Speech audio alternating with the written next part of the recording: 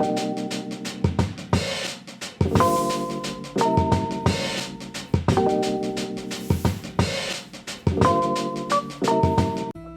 everyone, this is the piece that we are going to be working on today. It is not a dresser, but instead a coffee table. You can see it's currently in my living room right now. I do plan on keeping this, but I want to spruce it up a bit. As you can see, our living room has a lot of neutrals, blacks, grays, and whites, but nowhere does it really have brown, so it just doesn't fit with our style. I'm showing just a little bit of our living room so you can kind of get a feel for what our living room looks like. Then I'm going to take it into our workshop room and start with this makeover.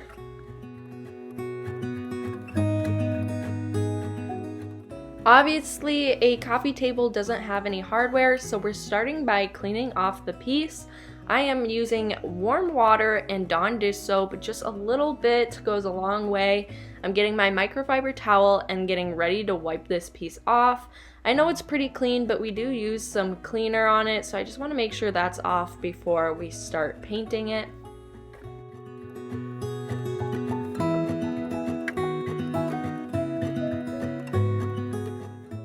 I do want to mention that this is not a real wood piece. This is more of an IKEA built side table, coffee table. So I am just wiping it off and then we're going to get ready to sand it down.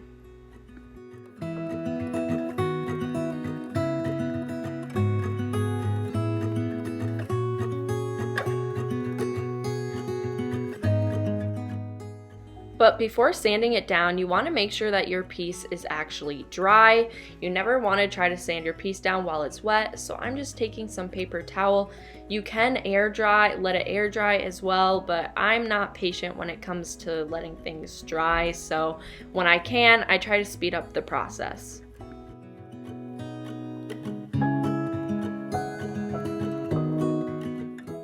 To sand, I'm using 150 grit sandpaper. This is just some sandpaper that you can slap on to a hand sander, but I'm just going to be completely hand sanding it myself. So I'm just I'm folding it in half and then going to sand that way.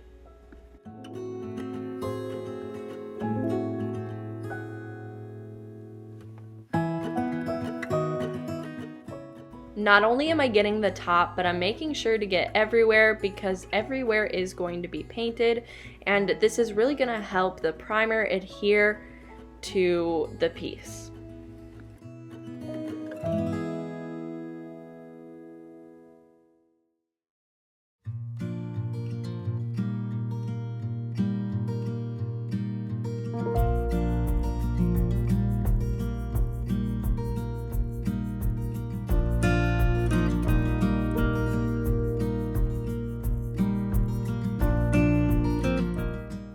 After everything was sanded down, I went in with a microfiber towel to kind of wipe off those dust particles. You definitely don't want that when you are starting to paint, so it's good to get it all off before you paint.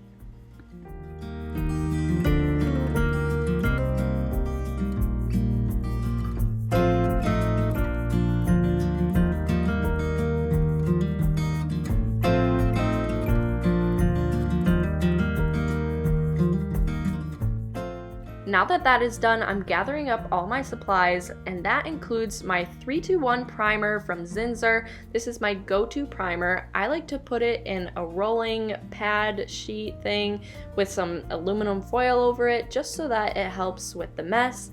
I'm also using these disposable rolling pads.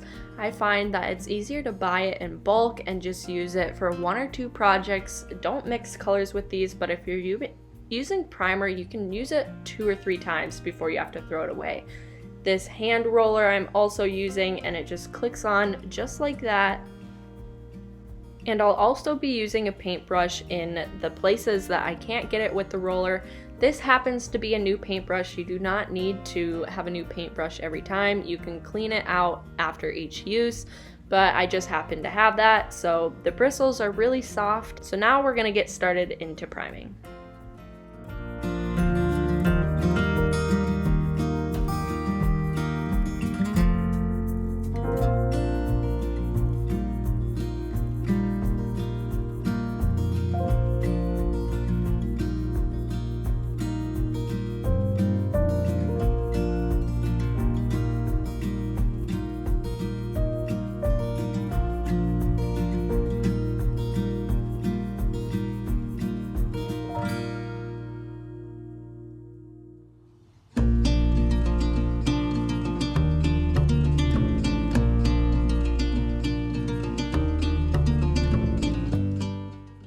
can see that I am going back and forth between the roller and the paintbrush. This makes it easier to just make sure you're really getting every groove and not missing anything out. When I first started out, I just kind of primed what I could with a roller, and I figured that, you know, everywhere should be primed, so I like to switch between the two when it's pieces like this so that I can get just about everything.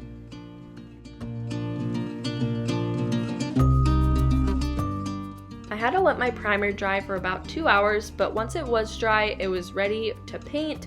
So I decided for this piece, since I was trying to match it with my living room, I was gonna go in with the Waverly chalk paint. You can actually get this at Walmart, and started brushing it on. Simple as that.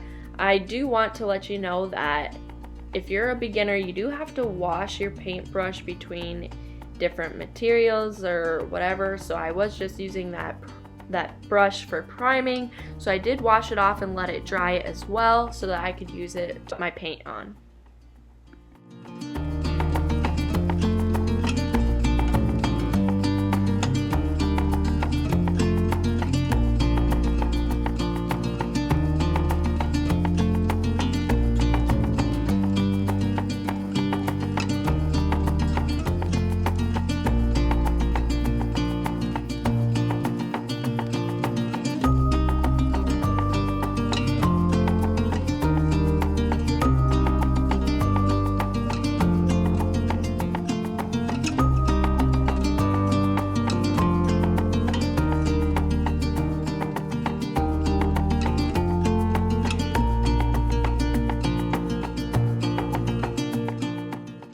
Now, most of the time I use a lot of paint that has really great self-leveling aspects, but I have noticed with Waverly Paint, it does not do the best job with self-leveling.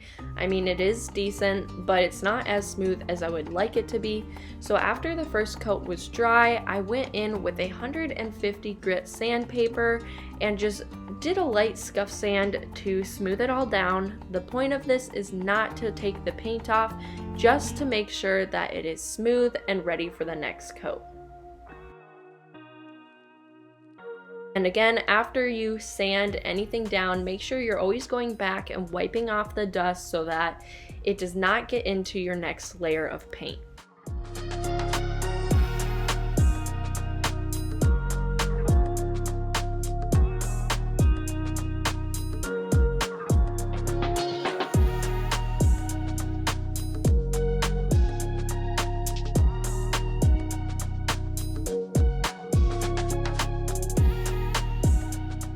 After the sanding was done and I got it all wiped off, I went into the second coat, and again, I had to let this dry a little bit before we could get into the top coat, but that is the next step.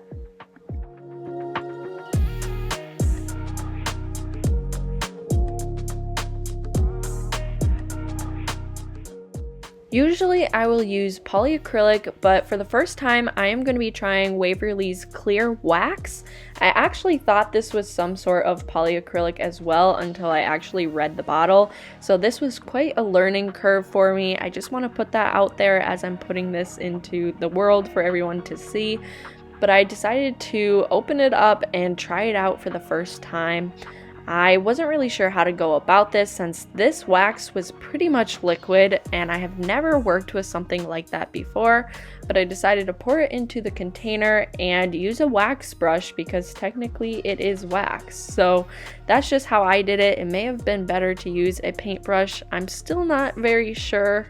You'll see the results of it in a little bit here, but in the meantime, I just decided to take my wax brush and start putting it on like any other wax.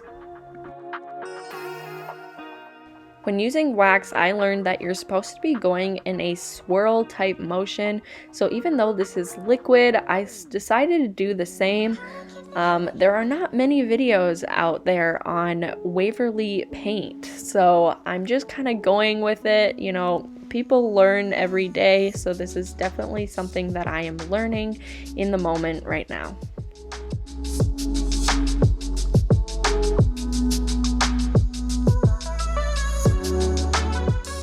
Once it was all dry, this is how it was looking. It wasn't really setting in very much, so maybe I put too much on. I definitely will try to put on less next time, but it said to wipe the excess off, so that's what I started to do, and it wasn't really moving with me like wax, the wax that I'm used to at least, so it kind of messed up the top a little bit.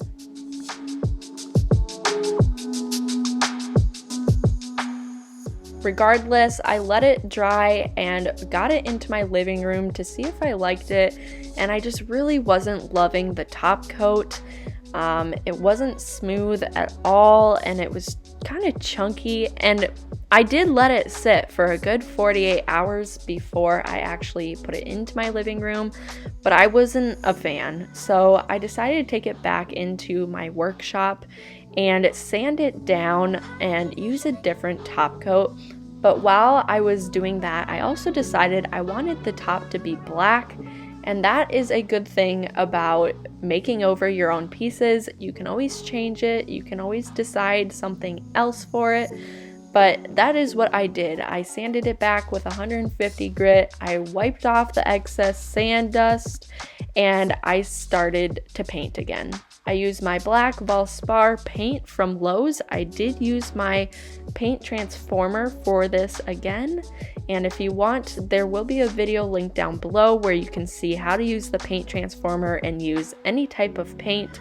But I just took a paper plate and got to painting the top.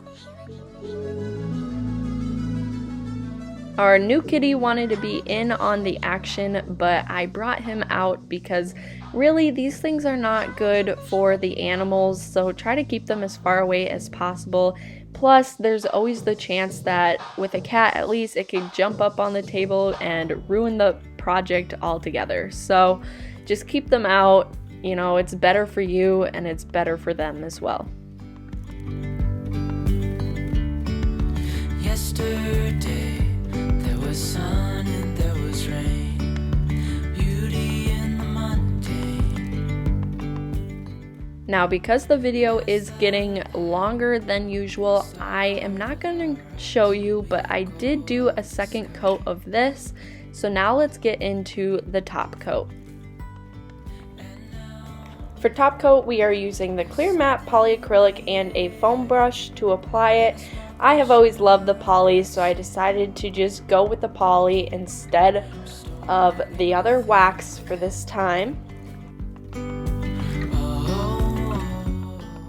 If you have not yet tried polyacrylic and you would like to try it, I will have a link in the description box down below so that you can try it, as well as any other products that I've used in this video. But now that the top coat is drying, we're gonna get ready to show the final reveal of how this looks in my living room.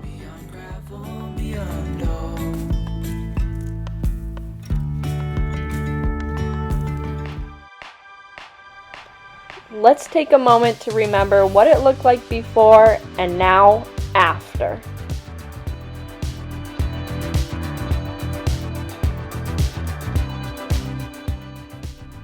I think this definitely looks much better with our living room, and I'm very pleased with how it turned out. If you like this type of content, make sure you click that subscribe button and give this video a thumbs up. It really helps our channel grow, and I'll see you in the next one. Bye.